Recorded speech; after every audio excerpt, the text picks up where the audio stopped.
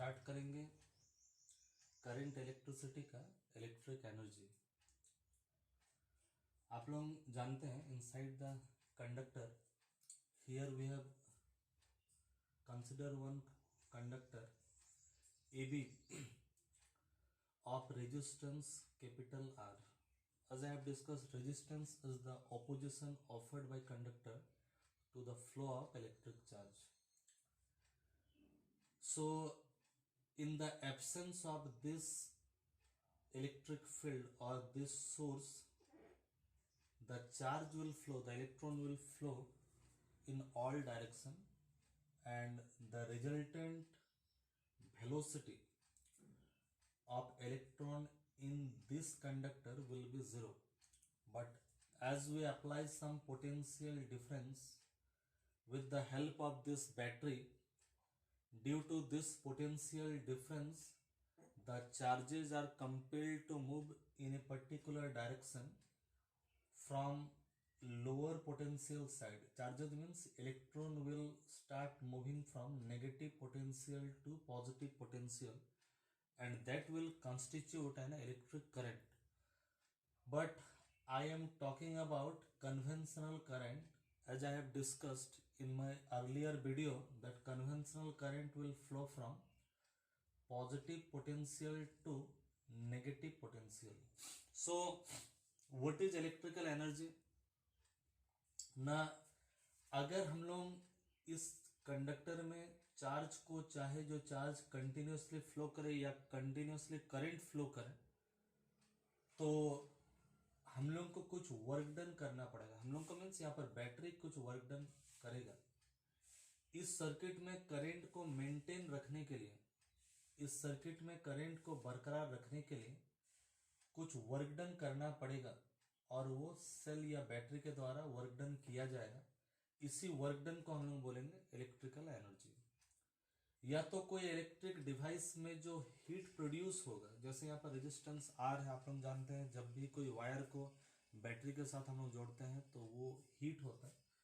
तो ये जो एनर्जी जो प्रोड्यूस्ड हो रहा है कोई डिवाइसेस में, उस एनर्जी को भी हम लोग बोलेंगे इलेक्ट्रिकल एनर्जी, क्योंकि जो वर्क डन चार्ज पे जो वर्क डन किया जा रहा वही वर्क डन ही स्टोर्ड रह जाएगा एज ए इलेक्ट्रिक एनर्जी, या तो वो हीट बन करके एमिट करेगा कोई डिवाइसेस से। तो इलेक्ट्रिक एनर्जी का एक्सप्रेशन हम लोग यहाँ पर निकालना चाह रहे हैं। ऐसा आप लोग जानते हो Q इक्वल टू होता है I इंटू टी। यहाँ पर जो चार्ज फ्लो कर रहा है, कितना चार्ज फ्लो कर रहा है, करंट और टाइम को मल्टीप्लाई करने से चार्ज हम लोग का आ जाएगा। तो पहले सारे वीडियो में आप लोग देखे हो जो work done W equal to formula होता है V माने हम लोग जानते हैं 1/4πε0 Q/R।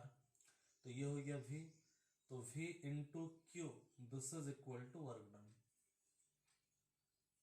मीन्स चार्ज को अगर हम लोग को फ्लो करना है पर्टिकुलर डायरेक्शन में, तो कुछ ना कुछ, क्योंकि इसमें बहुत सारे इलेक्ट्रॉन्स है, तो इलेक्ट्रॉन के बीच में रिपल्सन, और रिपल्सन के चलते वो लोग का डायरेक्शन चेंज हो जा रहा है। लेकिन एक पर्टिकुलर डायरेक्शन में अगर वो लोग को ले जाना है तो इस रिपल्सन के अगेंस्ट में कुछ हम लोग को वर्क करना पड़ेगा, पर्टिकुलर डायरेक्शन में इलेक्ट्रॉन को अगर फ्लो करवाना। तो ये जो हम लोग जितना वर्क कर इसके repulsion force, coulomb repulsion force के अगेंस्ट में, वही वर्क डन को ही हम लोग बोलेंगे इलेक्ट्रिकल एनर्जी। इसी वर्क डन के चलते ही इस सर्किट में करंट मेंटेन रह रहा, करंट बरकरार रह रहा। तो हम लोग जानते हैं W बराबर VQ, V का V लिखे, Q के जगह में हम लोग लिखे IT। यही वर्क डन को ही हम लोग बोलेंगे इलेक्ट्रिकल एनर्जी। तो इसी वर्क डन के जगह में ही हम लोग लिखेंगे E माने electrical energy, that is equal to VIT। इस फार्मूला को और भी थोड़ा सा हम लोग, ये एक ठो एक्सप्रेशन हो गया फार्मूला, इसी फार्मूला को और थोड़ा सा हम लोग बढ़ा सकते हैं। ओम्स लॉ के अनुसार V इक्वल टू IR, तो V की जगह में IR डालेंगे, I स्क्वायर RT, तो E equal to I square RT, ये भी एक तो फार्मूला।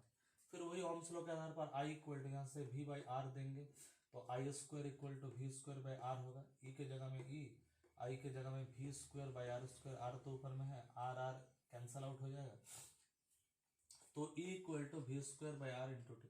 तो न्यूमेरिकल में ये सारा फार्मूला इक्वेशन 2, इक्वेशन 3, इसको अगर हम लोग ले लेंगे इक्वेशन 4, तो न्यूमेरिकल में ये सारा फार्मूला आप लोग का काम देगा। अगर कहीं पर पोटेंशियल डिफरेंस, रेजिस्टेंस, टाइम दिया हुआ है तब अगर इलेक्ट्रिकल एनर्जी निकालना है तो ये फॉर्मूला काम देगा। अगर कहीं पर खाली करंट रेजिस्टेंस टाइम दिया है तो ये निकालना है तो ये वाला फॉर्मूला, अगर पोटेंशियल डिफरेंस करंट और टाइम दिया तो ये फॉर्मूला काम करेगा।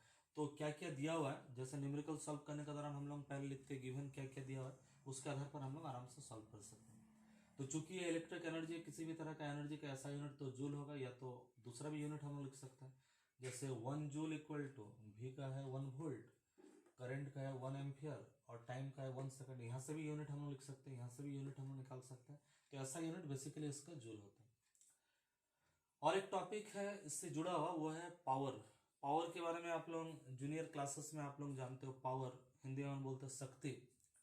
तो पावर का मतलब जैसे बहुत सारे टर्म आएगा, फोर्स बल बोलते हैं, एनर्जी ऊर्जा बोलते हैं, पावर शक्ति, फोर्स जो है फोर्स माने बल।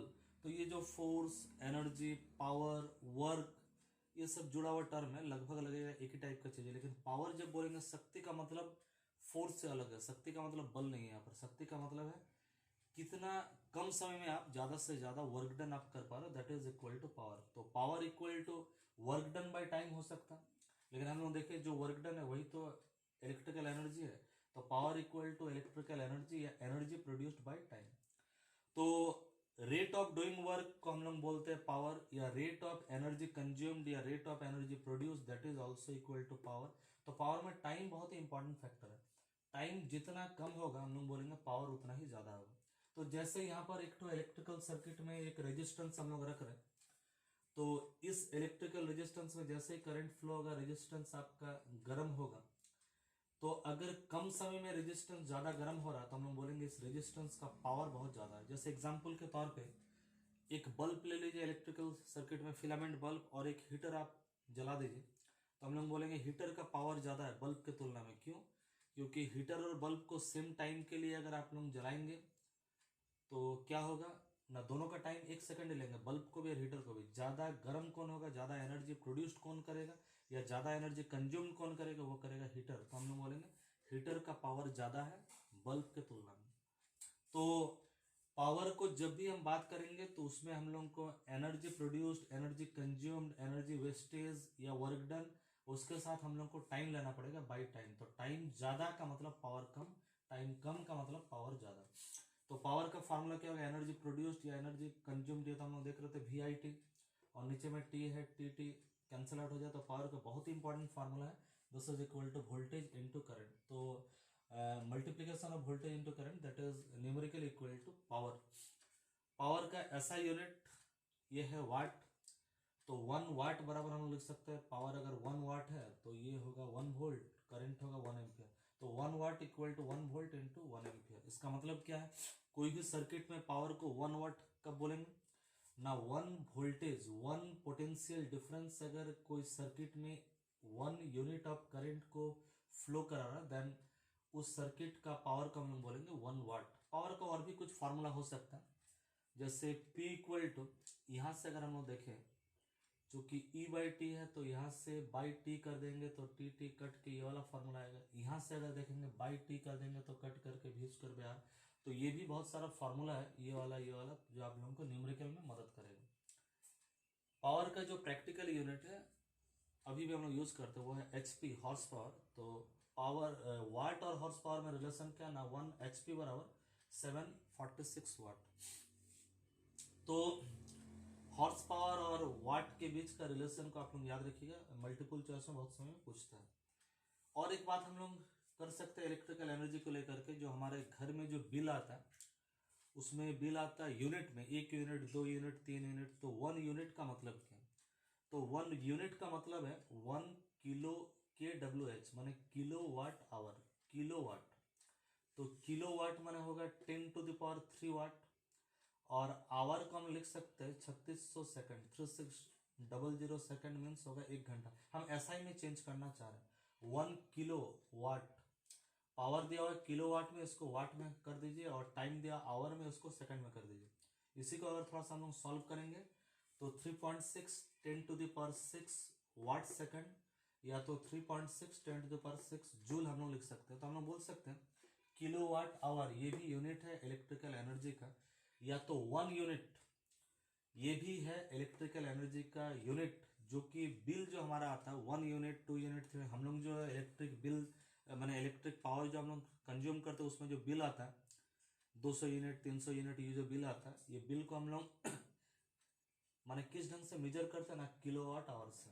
बिल हमारा ज़्यादा कब आएगा ना, ज़्यादा वाट वाला अप्लायंस को अगर हम लोग यूज़ करेंगे, अगर हीटर बहुत ज़्यादा चला रहे हैं हम लोग, या फिलामेंट बल्ब बहुत ज़्यादा चला रहे हैं, आयरन बहुत ज़्यादा चला रहे हैं, जिसका वाट बहुत ज़्यादा होगा और ज़्यादा टाइम के लिए चलेगा, उसका बिल भी होगा बहुत ज़्यादा। जैसे एग्जाम्पल के तौर पर यहाँ पर है 1 यूनिट बराबर हम लोग लिख सकते हैं 10⁻³ माने कितना 1000 वाट, और 3600 सेकंड माने 1 आवर।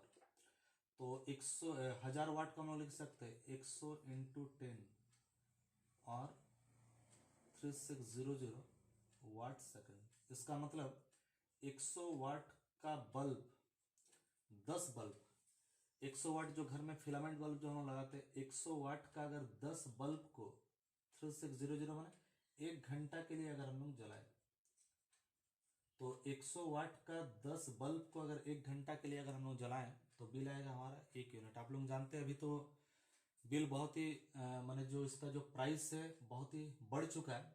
1 यूनिट में बहुत समय कमर्शियल पर्पज में ये शायद 5.5 की, उससे ज़्यादा अलग अलग जगह में अलग अलग रेट है। तो अगर पूरा रात भर 10 ठो बल्ब अगर जलाओगे वो 100 वाट वाला, तो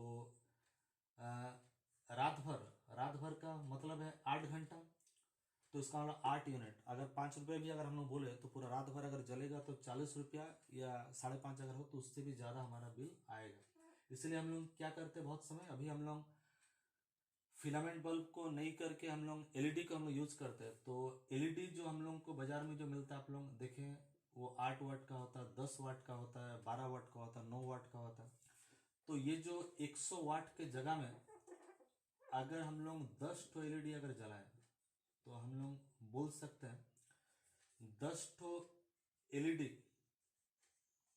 अगर हम लोग जलाएंगे तब हम लोग का जो बिल आएगा, माने एक फिलामेंट बल्ब जलाने से जो बिल आता था 1 घंटा के लिए, 10 ठो एलईडी बल्ब 10 वाट का जलाएंगे तो वो बिल हमारा आएगा। इसका मतलब है हम लोग को अगर वाट को अगर घटाना है तो फिलामेंट बल्ब, क्योंकि फिलामेंट बल्ब वो बल्ब है जिसमें रेजिस्टेंस बहुत ही ज़्यादा है। रेजिस्टेंस अगर ज़्यादा रहेगा तो एनर्जी कंज्यूम बहुत ज़्यादा होगा, एनर्जी कंज्यूम अगर बहुत ज़्यादा होगा तो पावर ज़्यादा होगा, वाट अगर ज़्यादा होगा या एनर्जी कंज्यूम्ड अगर ज़्यादा होगा तो बिल भी हमारा ज़्यादा होगा। इसलिए हम लोग ऐसा इलेक्ट्रिकल अप्लायंस का यूज़ करते हैं जिसका वाट कम हो। जैसे हम लोग फ्रिज भी अगर घर के लिए खरीदने जाते हैं तो ऐसा फ्रिज हम लोग लेते हैं, उस फ्रिज का दाम ज़्यादा होगा जो पावर कम कंज्यूम करता है। तो जैसे फिलामेंट बल्ब का दाम हमारा 10 से 15 रुपया, लेकिन एलईडी को जब हम लोग जाएंगे तो उसका दाम बहुत ज़्यादा है। क्यों? क्योंकि उससे बिल बहुत ही कम आएगा। तो आज हम लोग बात की इलेक्ट्रिकल एनर्जी पावर और घर में कैसे बिल आता है, यूनिट को हम लोग किस ढंग से हम लोग यूनिट निकाल सकते हैं, वो आज आप लोगों को मैंने बताया। तो आज के लिए इतना ही।